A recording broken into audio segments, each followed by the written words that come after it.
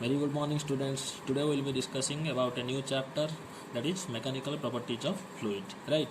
So before going to the chapter, first of all we have to understand what is the meaning of a fluid, right?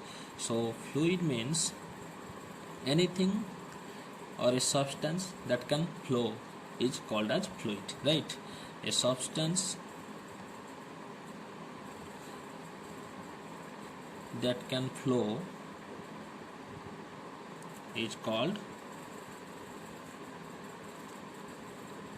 fluid, right? As you know that both liquids and gases flow, so they are also called as fluid, right? इस fluid के अंदर आप देख सकते हो कि anything that can flow is called as fluid, as the gases can also flow and liquid can also flow, so both combinedly called as the fluid, right? As both liquids and gases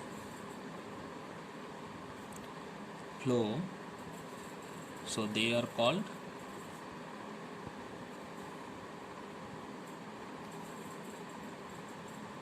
fluids, right? And in case of liquid and solids, we know that liquids and gases, we know that they have no definite shapes but take the shape of the vessel that contains them, right? They have no definite shapes and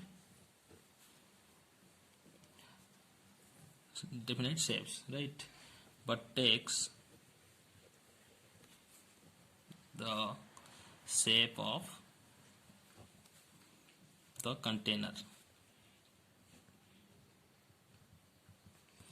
right? वो जो जिस vessel में हम रखेंगे, according to that their shape will be changed like this. For example, अगर आप एक glass में रखोगे, right, then it will take the shape of a funnel, right. अगर आप एक सिलेंडर में रखोगे इसे, then the fluid will be taking the shape of a cylinder, right? अगर आप एक sphere में रखोगे, then the liquid will the fluid will be taking the shape of a sphere, right? So according to the container, the shape of the the fluid also changes, right? So now we'll move towards the characteristics of the fluid, right? There are some characteristics of the fluids, so we'll be discussing one by one.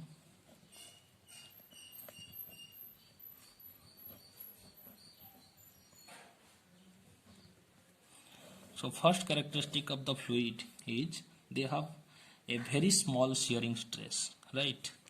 They have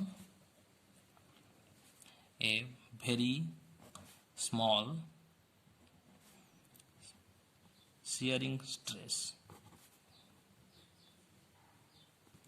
That is a little application of force along the tangent, right? Shearing stress का मतलब क्या है? The force applied to the object or the force applied to the surface is tangentially, right, or the tangent to the surface. So if we apply a force which is tangent to the surface, then we can say that makes them in motion, right, along the force. So they start flowing along the direction of force applied to it, right? अगर हम एक container में, जब एक आप container में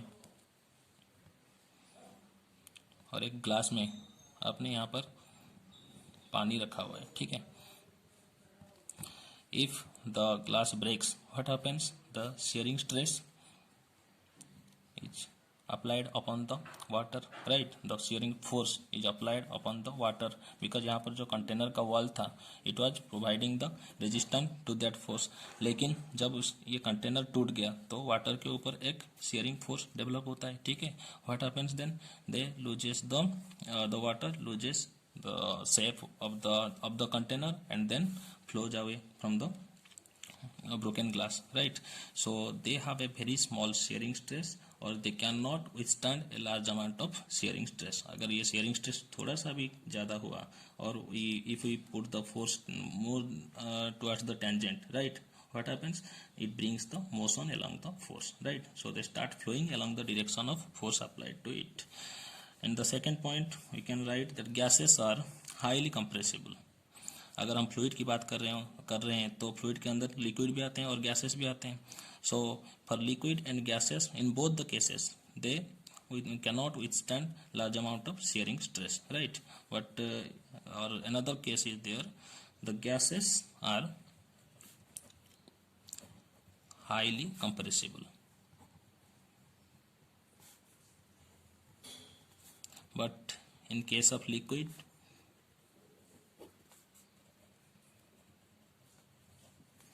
the external pressure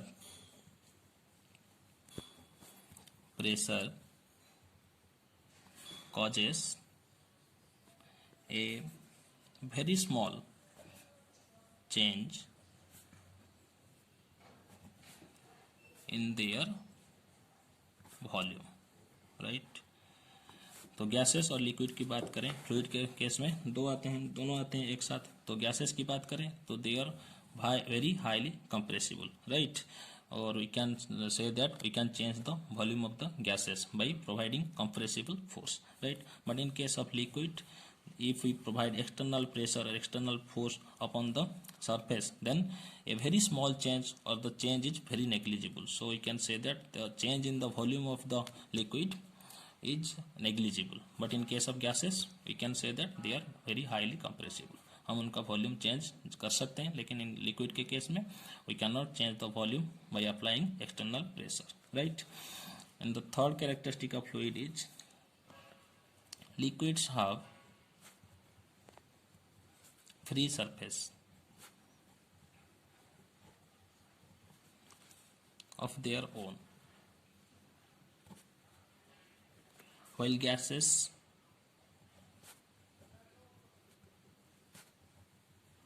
have not, right? Liquid का आप देख सकते हो, अगर एक कंटेनर है वहाँ पर, यहाँ पर एक लिक्विड रखा गया है, so we can see that this is the surface, right? This is a free surface. We can say that the liquid have, उसके ऊपर आप एक थर्मोकोल अगर डाल दो तो वो फ्लोट करेगा, ठीक है? या फिर आप एक कागज़ का कोई बोर्ड भी उस पर आप रख लो तो वो क्या करेगा, वो तैरते हुए नजर आएगा, क्योंकि उसका एक डेफिनेट सरफेस है, ठीक है? उसे बोलते हैं free surface. But in case of gas we can not say that it has a definite free surface, because अगर हम यहाँ पर फिगर में दिखा रहे हैं कि this is the definite surface और the free surface of the gases, but it can extend और एक्सपैंड टू एनी अमाउंट, ठीक है? अभी आप देख रहे हो कि ये इतना था, और कुछ देर बाद देखोगे कि वो एक्सपैंड करता जाएगा, और कुछ देर बाद देखोगे अगर प्रेशर डालें तो वो कंप्रेस हो जाएगा, ठीक है? तो इसका जो surface that is not free, right? So we say that liquid have free surface but the gases have no free surface, right? So in this chapter we will discuss about the various branches of science which deals with the fluid, right? जैसे कि हम mechanical properties of fluid के बारे में बात करेंगे तो यहाँ पर बहुत सारी चीज़ें आएंगे, ठीक है? तो क्या क्या चीज़ें डिस्कस होंगे अब बताते हैं हमें। So in this chapter the fluid we will discuss about major three topics, right? First one is fluid statics, and another one is fluid dynamics, right? And another one is viscosity and surface tension, right? Surface tension and viscosity, right? Fluid static का मतलब, statics का मतलब क्या है? जैसे कि हम यहाँ पर बना रहे हैं, 3 ब्रांचेस हैं फ्लूइड स्टैटिक्स, ठीक है? इस फ्लूइड स्टैटिक्स का मतलब क्या है? The branch of the physics which deals with the study of fluid at rest, right? The branch of physics which deals with study of fluid at rest. अगर fluid rest में होगा तो हम बात करेंगे फ्लूइड स्टैटिक्स के बारे में। फॉर एग्जांपल, जब भी आप एक कंटेनर लोगे, ठीक है? एक कंटेनर के अंदर ये आपका लिक्विड भरा हुआ है, if it is undisturbed, right?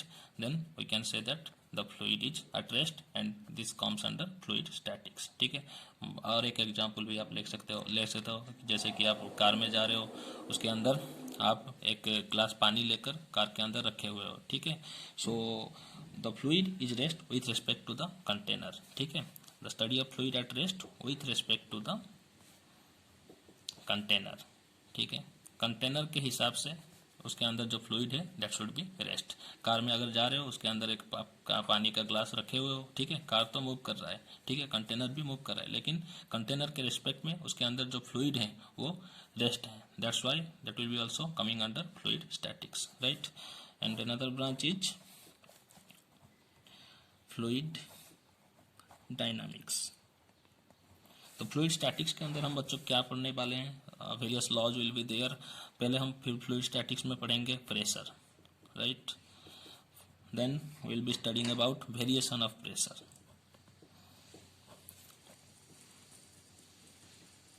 Then we will be discussing about Archimedes principle. आपने ये नाम पहले से भी सुना होगा। In the 9th standard you might have been already learned about some concepts of Archimedes principle, right? Then we will be discussing about Pascal's law, then law of flotation,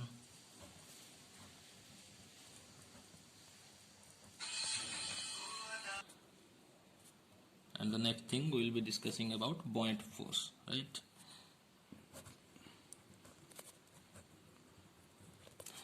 So in case of fluid dynamics, fluid statics was dealing with the fluid at rest, and fluid dynamics is the branch of physics which deals with the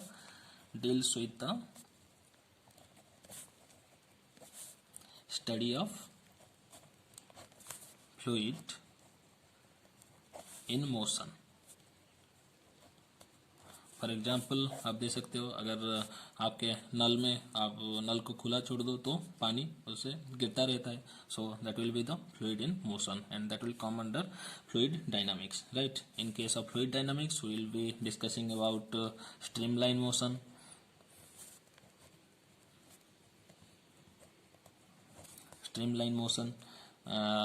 or we can discuss about turbulent flow. Then we can discuss Reynolds number, then equation of continuity,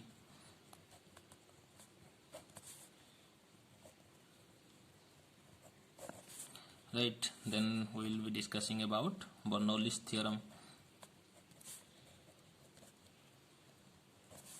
Then we will be discussing about Torricelli's theorem, Torricelli's law, and Venturimeter, right. So very interesting chapter. We have to discuss so many things, right. And first of all, before going to the fluid dynamics, यहाँ पर आपको पता चलेगा कि fluid तो हम बोलते हैं, फ्लूइड चैप्टर का नाम है फ्लूइड, राइट, जिसके अंडर आता क्या है? Liquids plus gases, right. लेकिन जो भी हम अभी फ्लूइड स्टैटिक में पढ़ेंगे अभी, ठीक है, फ्लूइड स्टैटिक में जो आएगा pressure, variation of pressure, Archimedes principal, pascal law, ये सारे चीज जो आएंगे, ठीक है, वो बेस्ड होंगे किसके ऊपर? लिक्विड्स के ऊपर बेस होंगे, and that too ideal liquid के अंदर बेस होंगे, ऊपर आइडियल फ्लूइड के ऊपर बेस्ड होंगे, ठीक है। यहाँ पर जो हम फ्लूइड का जो चैप्टर है that will be based upon liquid, ठीक है। उसके बाद आपका आएगा गैसेस के लिए, और भी काइनेटिक थ्योरी ऑफ गैसेस आएंगे, ठीक है। But in case of fluid we will be discussing about the laws that will be applicable to the liquids, right. And most of all ideal fluid, ठीक है। तो ideal fluid क्या है हमें पहले ये पता करना पड़ेगा, फिर हम आगे प्रोग्रेस करेंगे, ठीक है। So generally ideal fluid has two characteristics, right. So first characteristic of ideal fluid is incompressibility. That means ideal fluid is incompressible in nature. But when we were discussing about gases, we know that they are highly compressible. So ideal fluid में incompressibility की जो बात कर रहे हैं हम, that will be for the liquid only, right? So incompressibility means we cannot compress it easily, right? Or means fixed volume, or we cannot change the volume, fixed volume and fixed mass, right? अगर volume fixed है, mass fixed है, then we can say fixed mass and fixed density, right? So ideal fluid में, in case of ideal fluid, incompressibility means fixed volume, fixed mass and fixed density. And another characteristics of ideal fluid is it is non-viscous in nature. ठीक है, आगे हम पढ़ेंगे कि what do you mean by viscosity. For general idea, viscosity means जो friction होता है, जो आपने पढ़ा था पहले भी, तो वो जो फ्रिक्शन होता है, तो फ्लूइड के केस में उसे हम विस्कोसिटी बोलते हैं. ठीक है, if we consider that liquid is flowing like this, right? So it has so many layers. ठीक है, तो एक लेयर के ऊपर दूसरे लेयर का जो टेंजेंशियल फोर्स डालता है, ठीक है, एक लेयर दूसरे लेयर के ऊपर जब मूव करते वक्त एक टेंजेंशियल फोर्स डालता है, ठीक है, उसे बोलते हैं हम viscosity. And there is no tangent, so non viscous means there is no tangential force among liquid. Tangential force मतलब देयर इज नो फ्रिक्शन, एक लेयर के ऊपर दूसरे लेयर लिक्विड का मूव करता है. ठीक है, तो उसके भीतर, दो लेयर के भीतर एक फ्रिक्शनल फोर्स डेवलप होता है due to the tangential force of the upper layer upon the lower layer, right? So there is no tangential force among liquid layer, that is no friction. ठीक है, ये दो चीज़ें हम अगर कंसीडर करेंगे तभी सारे हमारा जो फ्लूइड स्टैटिक्स में हम जब जितना भी लॉज वगैरह पढ़ेंगे वो सब आइडियल फ्लूइड के लिए है. ठीक है, so in that case incompressibility and non viscous will be the two characteristics of ideal fluid. So now we will move forward to the pressure.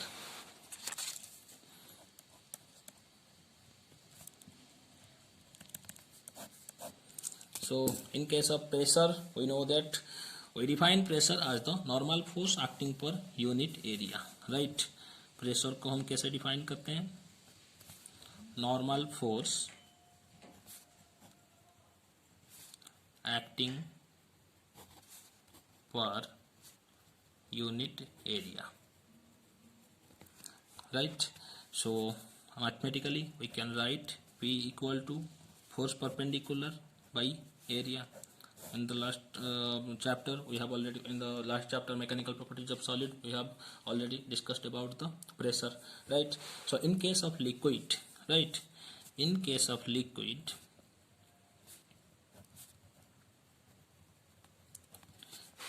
we say pressure is equal to thrust by area, and that thrust is also force perpendicular by area. ठीक है, ये जो आपका liquid का case है, in case of liquid when an object is placed inside the liquid, right? When the object is placed inside the liquid, then pressure due to the liquid upon the object is given by thrust by area. ये thrust क्या है? That is the perpendicular force given by the liquid upon the surface of the other object, right? That is the perpendicular force, that is also called as thrust. जैसे कि हम एक container ऐसे ले रहे हैं, ठीक है, यहाँ पर लिक्विड भरा हुआ है, this is the wall of the container. So force will B exerted by the liquid to the container normally, right? अब ये कैसे हम कब कंसिडर करते हैं? When liquid at rest, because ये सब जो बातें हो रही है दैट इज फ्लूइड स्टैटिक्स का है, एंड स्टैटिक्स मतलब liquid at rest. So when liquid is at rest inside the container, then the force exerted by the liquid upon the walls of the container will be perpendicular, right? we can write this will be F1, this will be F2, then this will be F3, right? अगर हम एक surface की बात करें, this is the surface, force will B applied like this, right? This was the initial force. So according to the vector resolution we can write that as this was the actual force, right? If this is the theta to the normal, then this will also be theta, right? So we can write this as F cos theta and we can write this as F sin theta, right? And we can see that this is the original force, and we are breaking this original force or resolving this original force into two component of the vector. This vector force vector is resolved into two components. One is perpendicular component and another one is F sin theta, which is directed towards in this direction, right? But as the liquid is at rest, right? Rest में है, तो ये जो surface है F sine theta will be equal to zero. अगर ये zero नहीं होगा तो लिक्विड क्या करेगा, ऐसे इस डायरेक्शन में फ्लो करेगा, ठीक है?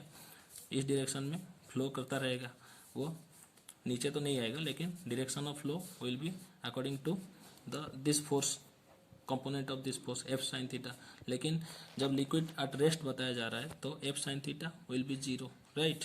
That's why we always take the force perpendicular in case of the pressure, right?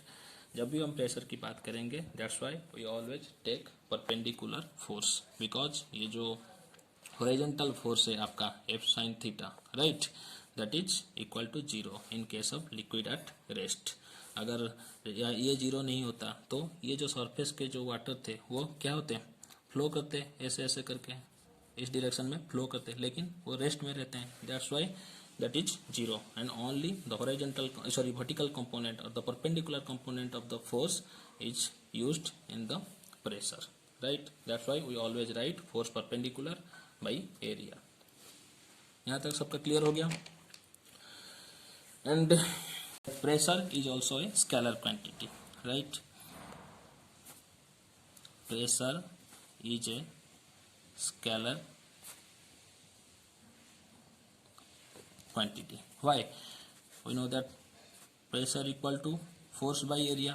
Force is a vector quantity, area is a vector quantity. So pressure also vector quantity होना चाहिए था, लेकिन यहाँ पर प्रेशर वेक्टर क्वांटिटी ना हो कि scalar quantity क्यों हुआ? यहाँ पर आप दे सकते हो, जैसे कि this was the original force vector, right? यहाँ पर ओरिजिनल फोर्स वेक्टर ये है, लेकिन हम किसे कंसीडर कर रहे हैं फोर्स के केस में? प्रेशर के केस में कौन सा फोर्स कंसीडर कर रहे हैं?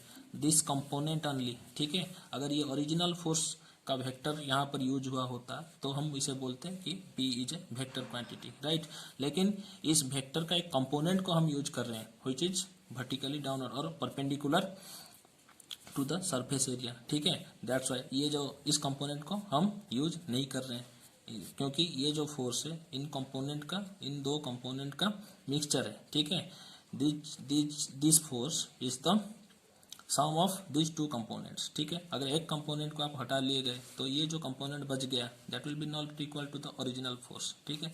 जैसे कि हम ओरिजिनल फोर्स को यूज नहीं कर रहे हैं, only one component of the force which is perpendicular to the surface area is used in case of pressure, so we can not say that this force is a vector quantity. और जैसे ये force vector नहीं हुआ, then ये pressure भी आपका vector नहीं होगा. That's why we consider it as a scalar quantity. But कुछ केसेस में कुछ जगह आपको देखने को मिलेगा कि pressure is a tensor quantity, ठीक है? तो उसके बारे में हम बात नहीं करेंगे. आपके सिलेबस के लिए you have to understand that और remember that pressure is a scalar quantity, ठीक है? टेंसर क्वांटिटी के बारे में हम किसी और दिन बात करेंगे. And pressure is also isotropic. यहाँ एक चीज आपको और याद रखनी है, प्रेशर इज आइसोट्रोपिक. ये आइसोट्रोपिक का मतलब यह है कि इक्वल इन ऑल डायरेक्शन. तो प्रेशर को आइसोट्रोपिक क्यों बोलते हैं? क्योंकि ये जो pressure applied by the fluid और the pressure applied by the liquid is equal in all direction. जैसे कि हम यहाँ पर देख सकते हैं, जाओ. So this is a container, right? this container is filled with a liquid, right? इस पॉइंट पर अगर हम प्रेशर देखने को चाहें तो क्या मिलेगा आपको? The pressure is equal in every direction, है कि नहीं? हर एक डायरेक्शन से आपके उस पॉइंट के ऊपर सेम प्रेशर देखने को मिलेगा. That's why we call that pressure is isotropic. Right now SI unit of pressure. As previously discussed that SI unit of pressure is Newton per meter square, or we say that Pascal, and Pascal is represented as PA, right? Other units are also there. 1 atmosphere जिसे बोलते हैं, another unit of pressure 1 atmosphere ATM, which is equal to 1.013 into 10 to the power 5 pascal, right? और 1 ATM को हम 760 mm of Hg भी बोलते हैं, और इसे 760 टॉर भी बोला जाता है, ठीक है? और एक आपका यूनिट है बार, ठीक है? 1 bar which is equivalent to 1 atmosphere and which is equal to 10 to the power 5 pascal, right? So for an object, यहाँ से तो आपको सब पता चल गया.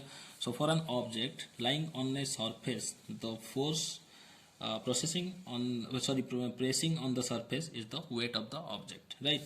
सो but in different orientations, right, in different orientations we find different pressure for a given force. जैसे कि मैंने आपको यहाँ पर दिखा रहा हूँ डिफरेंट ओरिएंटेशंस, राइट? ये ठीक से नहीं हुआ. अच्छा, तो दिस इज ए बॉडी, ठीक है? और ऑब्जेक्ट, उसे उसका ओरिएंटेशन हमने चेंज कर दिया, ठीक है? उसके ऊपर आप यहाँ पर एक 100 न्यूटन का फोर्स पड़ रहा है, and upon this surface area इस पर भी 100 न्यूटन का फोर्स पड़ रहा है, ठीक है? Can you say that in from the figure A and figure B, which of these object is experiencing more pressure?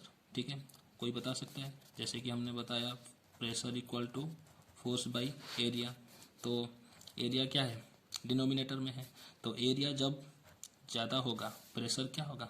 कम हो जाएगा, और एरिया जब कम होगा प्रेशर क्या होगा? उसका ज़्यादा होगा. In this case you can see the pressure the area is more in case of A. जब प्रेशर द एरिया जब ज़्यादा होगा then pressure will be low, ठीक है? So A will be getting और experiencing low pressure because of the more area, ठीक है? यहाँ पर आप देख सकते हो इसका एरिया छोटा है इन कंपैरिजन टू दैट, तो एरिया अगर कम हो गया तो pressure will be more, so it will be getting और एक्सपीरियंसिंग हाई प्रेशर, ठीक है? आपका तो फिर आपको पता चल गया कि प्रेशर किसके ऊपर डिपेंड करता है? फोर्स के ऊपर भी डिपेंड करता है, एरिया के ऊपर भी डिपेंड करता है. अगर फोर्स आपका कांस्टेंट है then that will be depending upon the area. जिसका एरिया कम होगा उसके ऊपर प्रेशर ज़्यादा पड़ेगा, जिसका एरिया ज़्यादा होगा उसके ऊपर क्या पड़ेगा? कम प्रेशर पड़ेगा, ठीक है? So lesser the area more will be the pressure, and more the area less will be the pressure, right? So now we will discuss about how to measure the fluid pressure, ठीक है? So measurement of fluid pressure is measured by a device, right? This is the device that consists of a spring fixed across an evacuated chamber, right? ये जो evacuated glass chamber है, evacuated means all the air from this chamber has been extracted out, right? So this is the vacuum, and this is the piston, and the spring is attached to the lower end of the evacuation chamber with the piston, right? So the spring is calibrated to give the measure of the force exerted on the piston, right? अगर इस piston के ऊपर कुछ भी force पड़ा तो spring में changes आएगा, ठीक है? तो उस चेंज से हम उसका कैलिब्रेशन से निकाल सकते हैं टू द फोर्स का कितना अमाउंट है, ठीक है? तो हम क्या करते क्या है, इस इंस्ट्रूमेंट को हम क्या कर लेते हैं, सबमर्ज कर लेते हैं एक लिक्विड के अंदर, ठीक है? जिस लिक्विड का भी प्रेशर आपको जानना हो, क्या करेंगे, उस लिक्विड के अंदर इस इंस्ट्रूमेंट को डाल देते हैं, ठीक है? When we submerge this instrument inside the liquid, what happens? It exerts a normal force F on the piston, ठीक है? अगर लिक्विड ये होगा, ठीक है, इसके अंदर ये आप इंस्ट्रूमेंट को डाल दिया, लिक्विड का जो प्रेशर होगा इस पिस्टन के ऊपर आएगा, ठीक है? तो उसका जो नॉर्मल कंपोनेंट है, ठीक है, due to that normal component of the force, what happens? The piston will be moving downwards, right, till it balanced by the upward restoring force. जैसे जैसे ये पिस्टन नीचे आता जाएगा, स्प्रिंग क्या करेगा, धीरे धीरे कंप्रेस होता जाएगा, ठीक है? तो और कुछ देर बाद क्या होगा, उसका जो रिस्टोरिंग फोर्स होगा बैलेंस हो जाएगा इस फोर्स से, ठीक है? तो उस कैलिब्रेशन से हम स्प्रिंग का जो कैलिब्रेशन है we can find out the measure of the force, right? अगर if F be the force, मतलब लिक्विड का जो फोर्स इस पिस्टन पर पड़ रहा है उसे एफ पकड़ लें, ठीक है? And area of the piston will be A, ये है आपका एरिया, ठीक है? Area of the piston will be A, then average pressure exerted by the fluid on the piston can be given as P average will be equal to force by area, ठीक है? ये तो हम पहले भी पढ़ चुके हैं. If the area will be delta A, ठीक है? अगर एरिया थोड़ा छोटा हो that is delta A and force applied is delta F. Area अगर आपका डेल्टा ए हो, force applied is delta F, then pressure क्या होगा, delta P, right? So delta P will be equal to, we can write delta F by delta F. And if the delta A is so small that it tends to zero, if delta A tends to zero, मतलब delta A जो area है आपका बहुत छोटा हो रहा है, ठीक है? मतलब यहाँ पर एक एरिया था, उसके ऊपर आप फोर्स डाल रहे थे, ठीक है? अगर वही फोर्स को हम इस एरिया, छोटा सा एरिया के ऊपर कंसीडर करें, ठीक है? मतलब ये जो बड़ा एरिया था आपका धीरे धीरे कॉम्पैक्ट होके इतना छोटा हो गया कि that will be equal to zero. हम बोल सकते हैं एरिया इज नेग्लिजिबल, और we can say that the area is so small that tends to zero. तो उसके ऊपर जो फोर्स पड़ेगा, ठीक है, that will be also very small. So if delta A will be tends to zero, then delta P will be equal to, we can write limit delta A tends to zero delta F by delta A, right? So ये delta P becomes D P, and limit delta a tends to 0, delta f by delta a will be equivalent to df by dA, right? So the small change in pressure will be equal to small change in force and small change in area, ठीक है? small area के लिए small amount of force and small amount of pressure. समझ में आया यहाँ तक? Now we will move forward to the practical applications of concept of pressure, right? practical application, ये जो हम पढ़ रहे हैं ये प्रेशर के बारे में, इसका प्रैक्टिकल एप्लीकेशन क्या है, ठीक है? So before coming to that part, first of all I have to remind you that pressure का जो फॉर्मूला है P equal to force by area, ठीक है? So P is directly proportional to the force, right? मतलब directly proportional मतलब क्या है, अगर फोर्स ज़्यादा होगा प्रेशर क्या होगा, ज़्यादा होगा. अगर फोर्स कम पड़ेगा तो pressure will also be less. And another thing is P is inversely proportional to area, मतलब एरिया अगर ज़्यादा हुआ तो प्रेशर कम हो जाएगा, इन्वर्सली प्रोपोर्शनल। ये ज़्यादा होगा तो दूसरा घट जाएगा। अगर एरिया कम होगा तो प्रेशर क्या होगा, बढ़ जाएगा। ये आप लोगों को याद रखनी है। So according to that, first practical application is pins and nails are made up of pins and nails। अब देखो pins and nails, उसका स्ट्रक्चर कैसे होता है। ये ऐसे आपका ये एक पिन है, ठीक है, दिस इज ए नेल। उसका जो एंड होता है that is pointed like this, ठीक है। यहाँ पर देखो उसका जो हेड का पोर्शन है उसका सरफेस एरिया ज़्यादा है, ठीक है। So that we can apply more force upon it without causing any harm to the applying instrument, ठीक है, फोर्स अप्लाइंग इंस्ट्रूमेंट। तो उसका सरफेस एरिया ज़्यादा रखा गया है।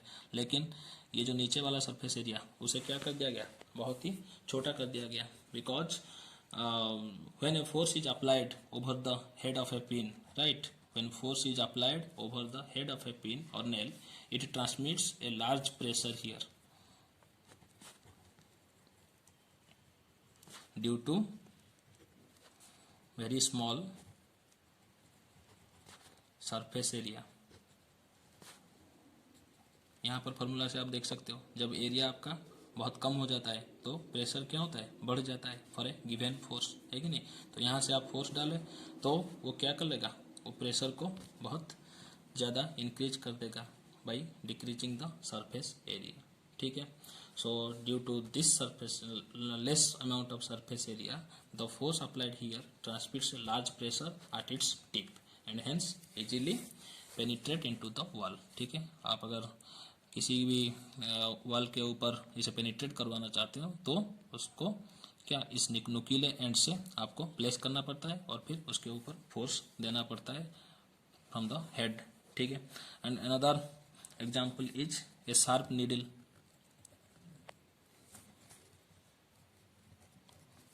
ए शार्प नीडल और ए सिरिंज, ठीक है। आपका जो सिरिंज होता है, ठीक है, कभी भी आप अगर यहाँ पर एक पिस्टन लगा हुआ होता है, ठीक है, यहाँ पर एक पिस्टन लगा हुआ होता है, आपका इंजेक्शन ऐसे होता है और उसके ऊपर एक सिरिंज होता है विच इज वेरी पॉइंटेड, ठीक है।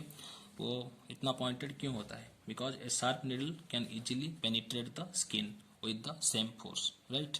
अगर आप इस पर कम भी फोर्स डालें then it can easily penetrate into the skin because of small surface area, right. Third आपका जो प्रैक्टिकल एप्लीकेशन रहेगा that will be it is easier to cut vegetables with a sharp knife, ठीक है। आपका जो sharp knife का case है and blunt knife, another one is blunt knife. Sharp knife के केस में उसका क्या है, surface area as it is sharp, so surface area is less, right, and in case of blunt knife surface area will be more, ठीक है। so the blunt knife has a wider surface area but the sharp knife has a relatively less surface area, so with same amount of force, right, अगर दोनों के case में हम same amount of force apply करें, what happens, the sharp knife produce more pressure, right.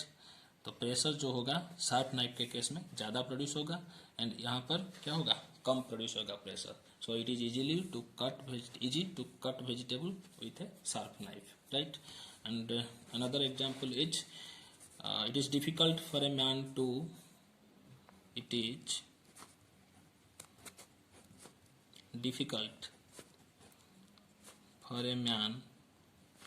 to walk on the sand while